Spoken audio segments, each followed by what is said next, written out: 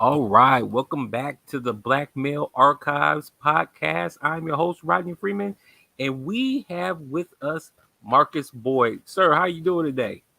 I'm fine. How you doing, Mr. Freeman? It's an honor and a blessing to be on this major platform. Man, no, man. It is really I'm grateful for this opportunity to interview you and the work that you're doing in the community. And you're doing activist work around autism, and you also have a number of accolades behind your name, producer. What else you want to say? Speaker, all of this stuff. I'm gonna let you tell your own story. You want to tell the listeners about where you from and your background? Yes, sir. I am. I was born in Atlanta, Georgia, raised between Atlanta, Georgia, and Brooklyn, New York, Brownsville, Atlantic and Rockaway, Blake's and Lennon. For those who are New Yorkers, and Decatur, Georgia, for those who are Atlanteans. I was raised in both places. I was nonverbal until I was almost 13 and a half Mm, mm, years old. So, it was hard for me to speak yeah, and verbalize yeah. and stuff like that. So, with me having issues with communication and being nonverbal, I started speaking at a 2-year-old's level.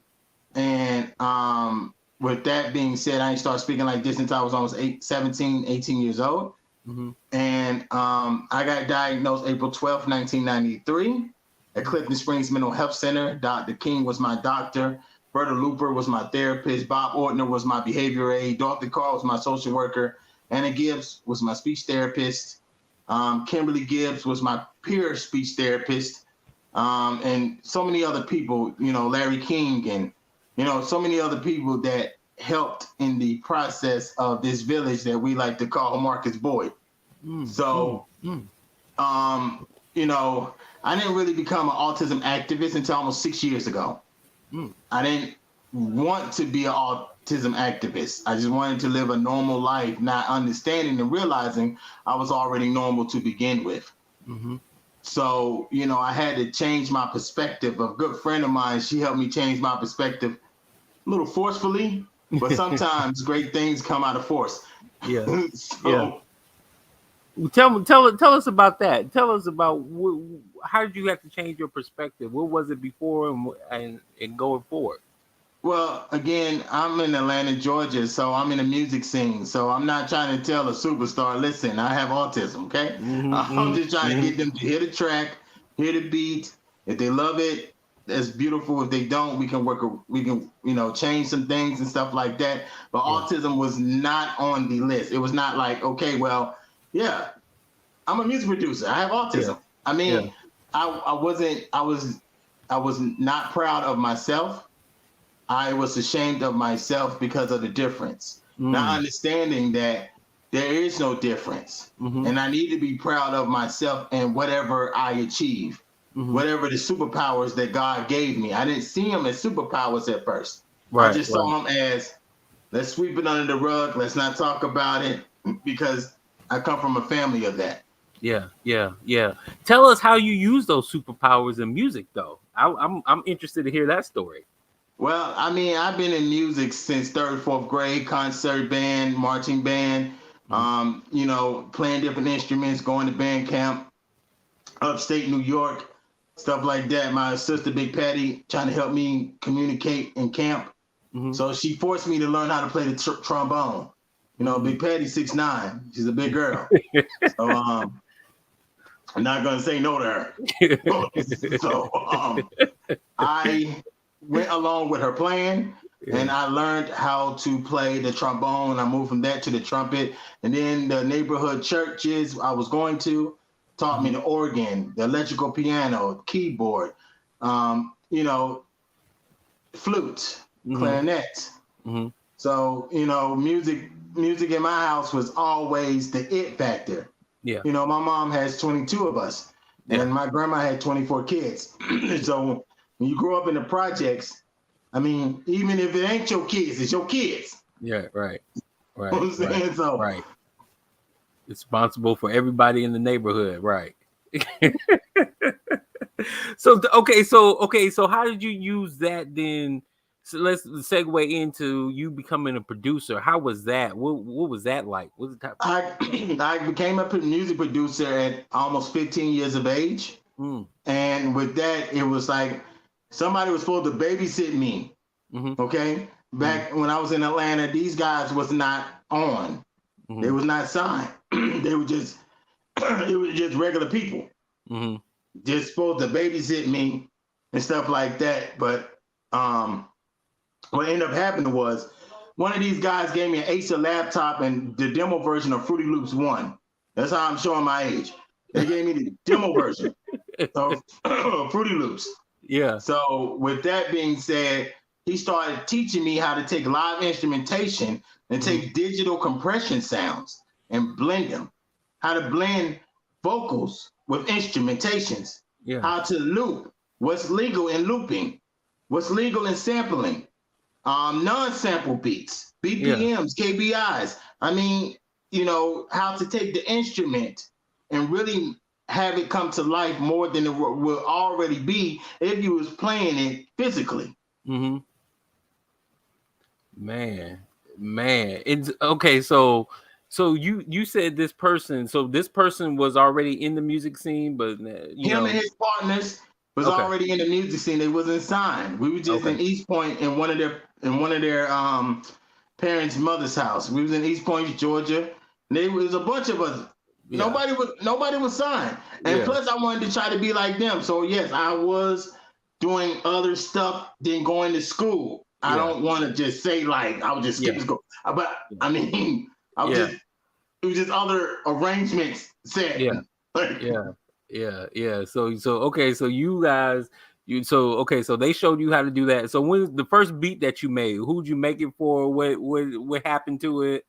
The first beat I made was April 1998. We made the beat for Cool Breeze, Watch Out for the Hook. Oh, I remember that song.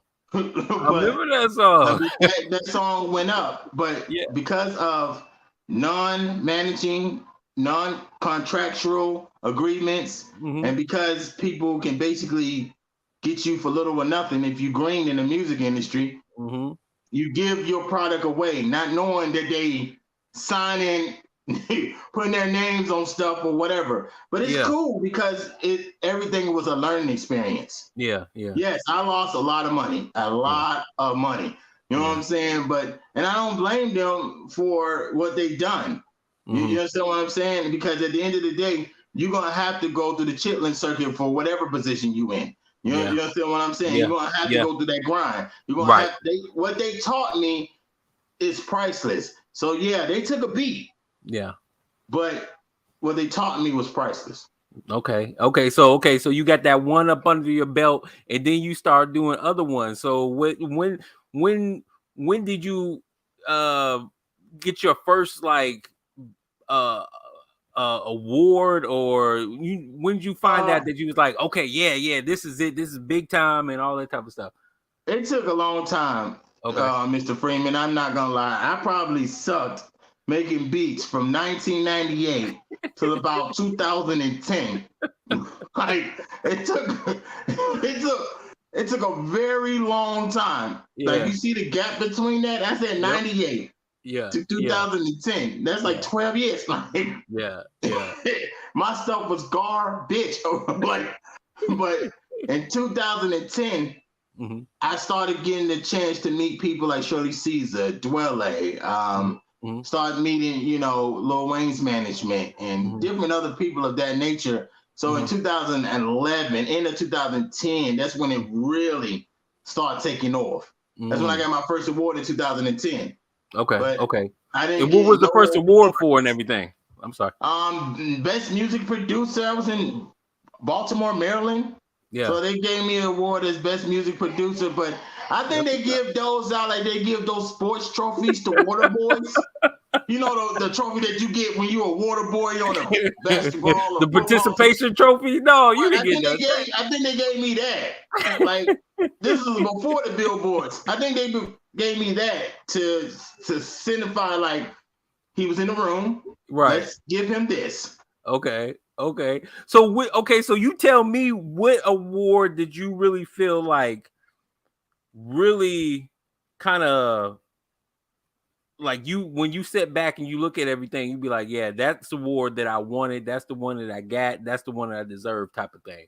When I start winning my Billboard awards, because the Billboard, you only can stay up there 4 weeks. So you fighting to be up there again for another 4 weeks, or 12 weeks, or the song can be up there for like 12, 20 weeks or whatever, but you still fighting for that number one slot. That number one slot is not permanent. Yeah. You see what I'm saying? Yeah. Somebody else got a hotter song than you, they getting that number one slot. Yeah. Yeah. So my thing is to make my music have its own conversation. Don't judge me because I'm having, episodes or temper tantrums, or I don't want to be around people, or, certain colors and sounds mess with me with my sensory. Don't judge me off that. Let the music become its own person. Let the music become its own judgment. Because one thing you can't knock, you can knock me as a person, but you can't knock the talent that God gave. Yeah, yeah, that's so true. That's so true. Let the work speak for itself, right? Yes, sir. Yeah, yeah. Okay, so you got the Billboard Award. So tell me this: how do you use your platform then to advocate for for autism awareness and everything? How does that work? Well, I advocate 7 days a week, 365, 12 months of a year. I don't wait for April to be Autism Awareness Month or May to be Mental Health Month. This is a lifestyle. This is every single day. And a month is not just going to help us out. Every single day need to help us out. So if I'm not speaking to governors, if I'm not speaking to mayors, trying to push my story and a better law or rights to fight for new laws and new rights that will help the autism community and individuals, and then I'm speaking to Democrats, senators. I'm in their phone conversations or their video conversations, talking about my story, my experiences, and what do I think that would be more effective through therapy, more effective through benefit programs, more effective through programs and services that can help the individual and the families of people who have autism. That's so true, man. And how could like just everyday people get involved and get into that fight and speak up? What can we do? Well, if you know somebody with autism, if it's a friend, family member, a friend that has a family member, if you volunteering, if you doing social work, if you're a parent of somebody with autism, it could be a child, teenager, or adult. We need your voice. We need you to tell your story, tell your struggles, tell what you go through, ups, downs, and whatever. We need to be able to hear your voice because your voice matters. It takes a village to make change, not one person. So we need your voice to help advocate that these changes need to be made in this area, or this would be better in this area if we do this. Because at the end of the day, I can scream, autism lives matter and autism voices matter, which they do. But if it's 100 of us screaming the same thing, they'll listen quicker. Yeah. Yeah, so true, man. So true. What you got any before we get out of here? You got any projects that you're working on that you want people to know about? Yes, I got the clothing line. I got the shoe line, G Soles. That's the very first spiritual tennis shoe. It's called G Soles. So, which God soles and stuff like that. So we got the scripture on the side of the shoe. We're doing new shoe designs, new scriptures, new positive affirmations. We trying to change the game in the shoe lane because shoe designs is not made that way. Right. But we're going to change the game. Not trying. My wife will spank my hand, but we're going to change the game in the shoe game. I got my radio show, Kingdom Business Radio, on KABF 88.3 FM here in Arkansas. Still working with the clothing line, the motivational speaking. Yeah. And still as a music producer, I'm a gospel rapper. So, Yeah, that's awesome, man. You got a lot of stuff that you're doing, man. A lot of great stuff, man. So tell the people where they can find you on social media. Go to Facebook. You can type in Marcus L. Boyd, Marcus Leonardo Boyd, just Marcus Boyd itself. You'll see a picture of me and my wife. Instagram, you'll see autism activist Marcus Boyd, Marcus the interviewer. Or you can just go to my website, www.autismactivistmarcusb.com. Again, that's www.autismactivistmarcusb.com. Man, that's great stuff, man. I appreciate you being on the podcast, No, man. I appreciate you allowing me, you and your team, to be on this amazing platform, because we have to understand that it's important to recognize Black achievers. Yeah. And it's also important to show in the disability community what you can do when you're labeled. Yeah, man. And so, man, definitely anything that you need us to put out anything, promote anything, just let us know. We'll be there, man. We appreciate you. G-Soul's on the way. We coming. Okay. G-Soul's on the way. Awesome, man.